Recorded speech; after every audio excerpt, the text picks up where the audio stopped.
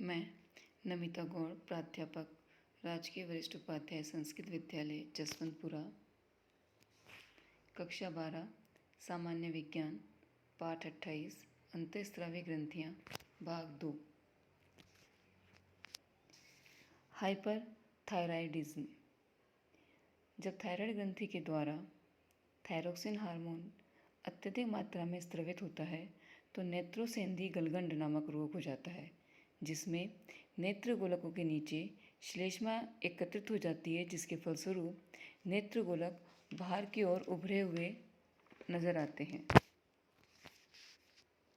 Thyrocalcitonin hormone.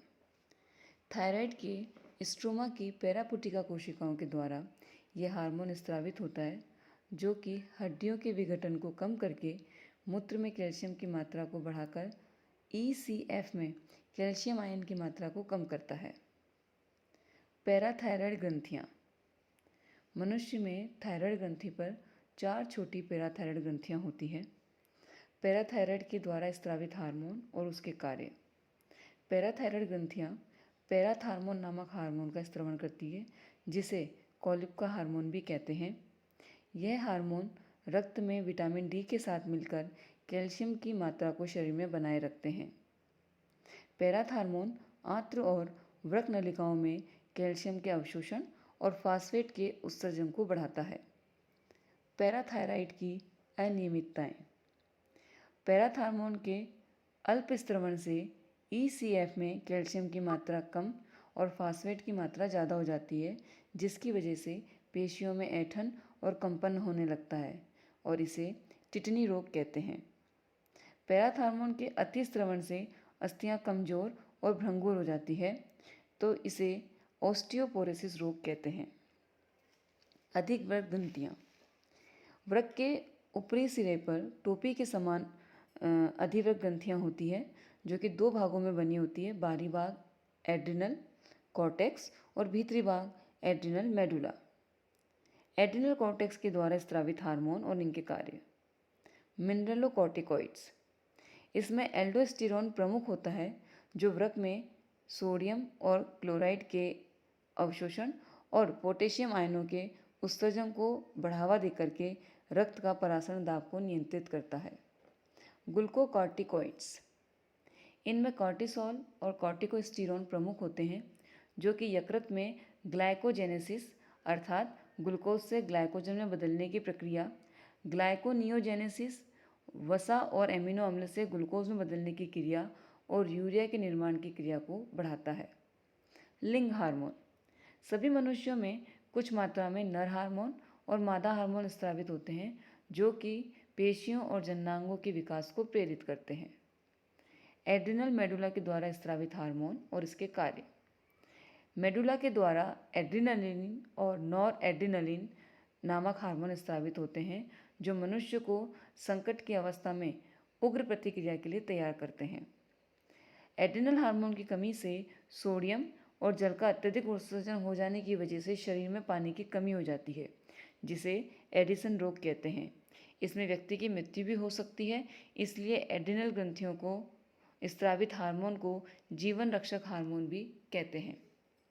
Thymus ग्रंथि। यह हृदय के आगे स्थित द्विपालित ग्रंथि होती है, जो जन्म के समय विकसित होती है और 8 से 10 वर्ष की आयु तक बड़ी होती रहती है, लेकिन धीरे धीरे ये छोटी होकर वृद्धावस्था में तंतु के समान सूक्ष्म रूप में रह जाती है। थाइमस ग्रंथि के द्वारा थाइमोसिन हार्मोन स्रावित किया जाता है, जो कि लिम्फोसाइट कोशिकाओं को बाहरी प्रतिजन पदार्थों को नष्ट करने में प्रेरित करता है। पीनियल काय। यह मस्तिष्क के प्रमस्तिष्क गोलार्ध के बीच में एक खोखले व्रंत पर स्थित होती है, जिसके द्वारा मिलेटोनिन हार्मोन स्रावित किया जाता है। मिलेटोनिन हार्मोन पीयूष ग्रंथि के द्वारा स्रावित हार्मोन मिलेनोसाइट प्रेरक हार्मोन के विपरीत कार्य करता है, जिसके प्रभाव से मिलेनोफोर्स के रंग पदार्थ केंद्रीय भाग में एकत्रित हो जाते हैं और त्वचा का रंग हल्का हो जाता है। साथ ही साथ स्तनियों में यह हार्मोन जननांगों के विकास और इनके कार्य का अवरोधन भी करता है। अग्नाशय। मनुष्य में उदर गुहा में आमाशय के पीछे मिश्रित ग्रंथि पाई जाती है, अग्नाशय, जिसमें से 99% भाग बहिस्रावी होता है और शेष बचा हुआ भाग अंतःस्रावी कोशिकाओं के छोटे छोटे अंडाकार ठोस समूह पाए जाते हैं, जिन्हें लैंगरहैंस की द्विपयिकाएं कहते हैं। इनमें अल्फा कोशिकाएं और बीटा कोशिकाएं उपस्थित होती है। हार्मोन, इंसुलिन हार्मोन और इसके कार्य। बीटा और अल्फा कोशिकाएं क्रमशः इंसुलिन और ग्लूकागोन हार्मोन का स्त्रवण करती है। इंसुलिन रक्त में ग्लूकोज की मात्रा को कम करता है, जबकि ग्लूकागोन रक्त में ग्लूकोज की मात्रा को बढ़ाने का काम करता है। शरीर में इंसुलिन हार्मोन की कमी से रक्त और मूत्र में ग्लूकोज की मात्रा बढ़ जाती है, जिसे मधुमेह रोग कहते हैं। जनन, जनन जो मुख्य अंग है, इनका कार्य जनन कोशिकाओं को निर्मित करना है। इनका अंतःस्त्रवण का कार्य गौण होता है। नर जनन ग्रंथि को वृषण और मादा जनन ग्रंथि को अंडाशय कहते हैं। वृषण अनेक शुष्क कुंडलित नलिकाकार नलिकाओं का बना होता है, जिन्हें शुक्रजन नलिकाएं कहते हैं, और ये आपस में संयोजी ऊतक के द्वारा संबद्ध रहती है। इन्हीं कोशिकाओं को अंतराली या लैडिंग कोशिकाएं कहते हैं, जो कि नर हार्मोन टेस्टोस्टेरोन का स्त्रवण करती है। ये नर हार्मोन जननांगों और द्वितीयक लैंगिक लक्षणों के विकास के अंदर सहायता करता है।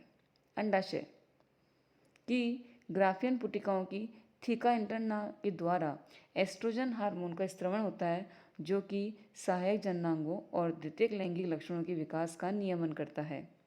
अंडाशय के कार्पस लुटियम के द्वारा प्रोजेस्टेरोन और रिलैक्सिन हार्मोन स्रावित होते हैं। प्रोजेस्टेरोन गर्भाशय को गर्भावस्था के लिए तैयार करता है, साथ ही साथ भ्रूण के आरोपण और स्तनों में दुग्ध निर्माण का कार्य करता है। रिलैक्सिन हार्मोन शिशु के जन्म के समय संकुचन की प्रक्रिया को करके शिशु के जन्म को सुगम बनाता है।